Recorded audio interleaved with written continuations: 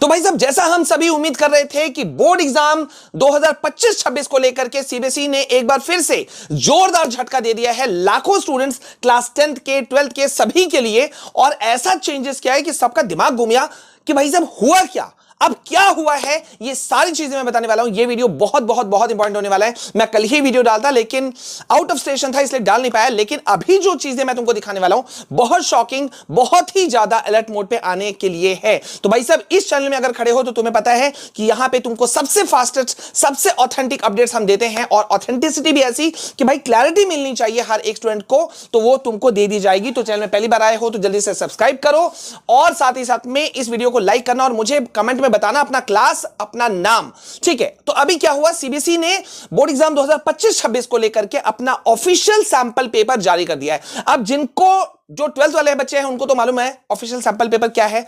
भाई official sample paper पता चल रहा है नाम से ही कि सैंपल पेपर 12th वालों को पता है, 10th वाले जो अभी नहीं जान रहे हैं उनके लिए मैं थोड़ा सा एक सेकंड के लिए रिपीट कर दूं कि भाई साहब ऑफिशियल सैंपल पेपर है, मतलब समझ जाओ कि तुम्हारा बोर्ड एग्जाम 2025-26 यानी कि 26 का जो बोर्ड तुम लोग का बोर्ड एग्जाम होगा ना, हूबहू वैसा ही होगा।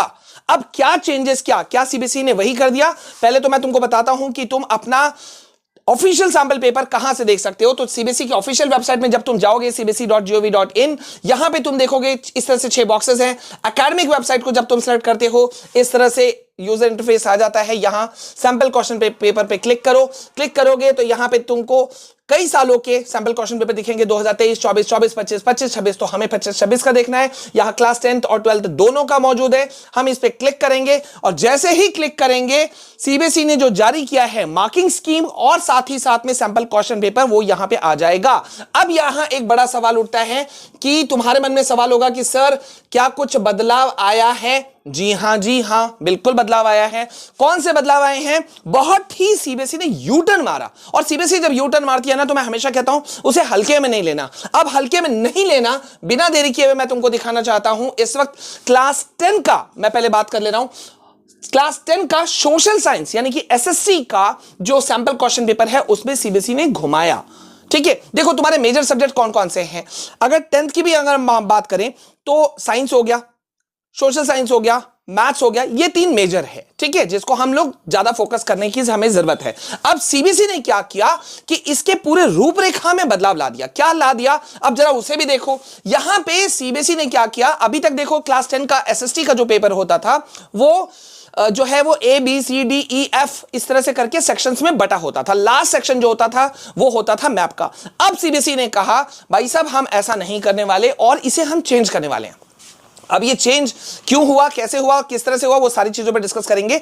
लेकिन ये जो ABCD जो लफड़ा था वो सीबीएसई ने कहा हम हटा रहे हैं और स्टूडेंट्स के लिए यूजर फ्रेंडली बना रहे हैं। अब यूजर फ्रेंडली कितना है ये तो मुझे कमेंट सेक्शन में बताना। तो वो सारा चीज हट चुका है। अब सीबीएसई ने क्या किया है यहां जरा सा देखो। सीबीएसई कहता है कि भैया 38 क्वेश्चन हम पूछेंगे तुम्हारे एसएसटी के पेपर में। ठीक है, सारे क्वेश्चन कंपलसरी रहेंगे, लेकिन अब जो क्वेश्चन पेपर होगा वो ABCDEF ऐसे करके नहीं होगा, सेक्शन 4 भागों में बटेगा। मैं सोशल साइंस पेपर की बात कर रहा हूं एसएसटी की। तो सेक्शन A होगा हिस्ट्री, सेक्शन B होगा ज्योग्राफी, सेक्शन C होगा political science and section D होगा इकोनॉमिक्स। समझ गए मेरे भैया? अब तुम बोलोगे सर MCQ क्वेश्चन कहां गया, 2 नंबर वाले क्वेश्चन कहां गए, 3 नंबर वाले कहां गए, केस बेस्ड कहां गए? सब है, लेकिन सीबीएसई ने घुमा दिया। कैसे घुमाया? हर सेक्शन को बांट दिया 20-20 मार्क्स में। यानी कि सेक्शन ए जो है ये भी 20 मार्क्स, सेक्शन बी भी है 20 मार्क्स, सी 20 मार्क्स, और उसी 20 मार्क्स के अंदर में इन्होंने बाइफरकेट कर दिया यानी कि बांट दिया कि भाई साहब एमसीक्यू भी 5-6 डाल दिए, उसी में 2 नंबर भी डाल दिया, उसी में मैप क्वेश्चन भी डाल दिया, उसी में केस बेस्ड भी डाल दिया, सब कुछ उसी में खिचड़ी बना दिया। समझ रहे हो? तो यहां पे ये जो है इस बार का सबसे बड़ा बदलाव सामने निकल करके आ रहा है। और ये बात मैंने तुमको अगर याद हो तो मैंने तुमको कहा था कि ऐसा बदलाव सीबीएसई झटका देगी।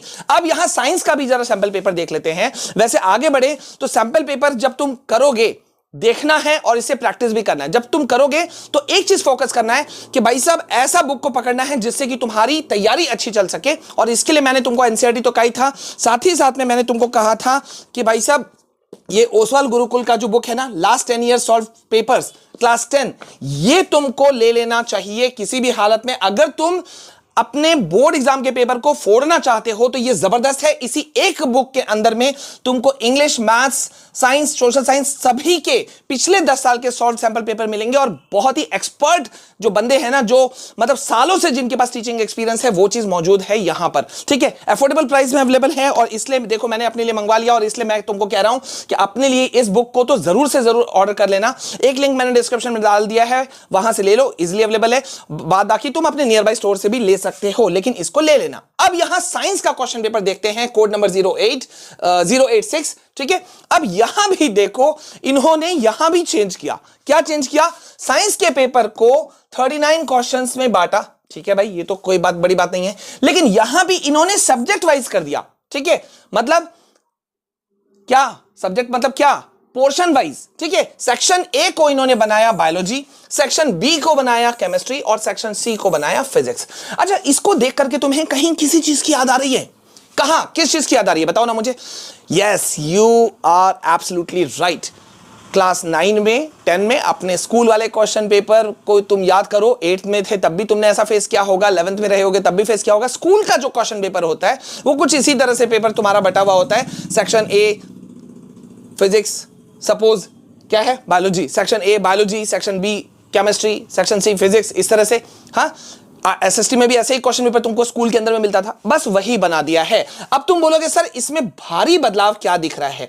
भारी बदलाव बिल्कुल है, और यह बदलाव कहीं ना कहीं है जो तुमको फोकस में रखना पड़ेगा।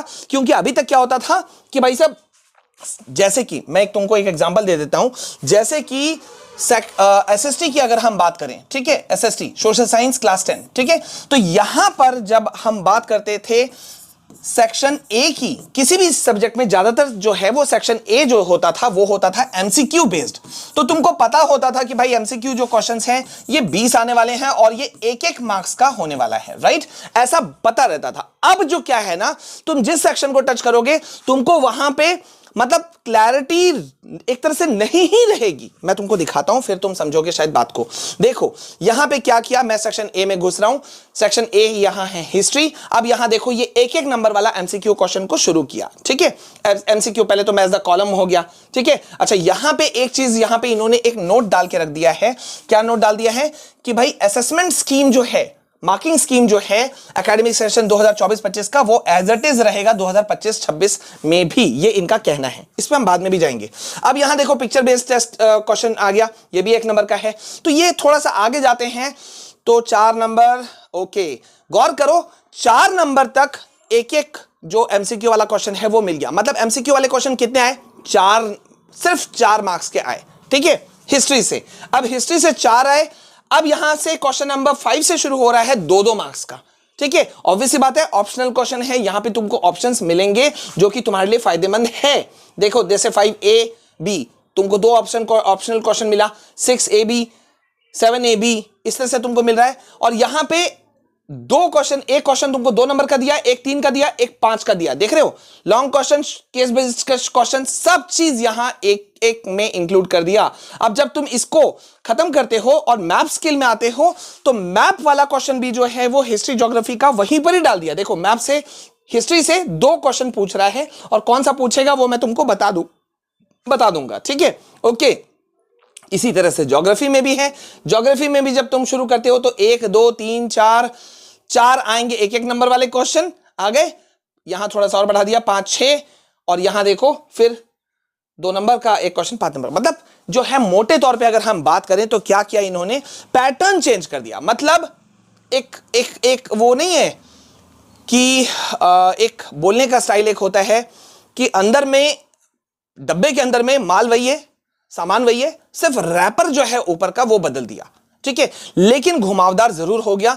मतलब अभी तक स्टूडेंट को पता होता था कि सेक्शन ए को अगर मैंने टच किया, सेक्शन ए को मैंने टच किया तो भैया मेरे 20 मार्क्स पक्के हो गए। अब वो ना पूरा 3 घंटा का पेपर में वो उलझा रहेगा। तो तुमको ये कैसा लग रहा है इस बार का ऑफिशियल सैंपल पेपर, ये मुझे कमेंट सेक्शन में बताओ। और हम डीप एनालिसिस करने वाले हैं सब्जेक्ट वाइज। तो पहला कौन सा सब्जेक्ट का तुमको एनालिसिस चाहिए, एक्सपर्ट एडवाइस हम लाएंगे और बाकायदा तुमको हर चीज तोड़-फोड़ के दिखाएंगे। ठीक है, तो अभी के लिए बस इतना। उम्मीद करता हूं तुमने वीडियो को लाइक किया, नहीं किया है तो जल्दी करो। चैनल में पहली बार आए हो सब्सक्राइब करो। और भाई अपना क्लास, अपना नाम लिखना बिल्कुल नहीं भूलना, ठीक है। 12th वाले तुम लोग भी लिख दो, तुम्हारा वीडियो नेक्स्ट आ रहा है, ठीक है। मिलते हैं नेक्स्ट वीडियो में, तब तक के लिए जय हिंद, वंदे मातरम।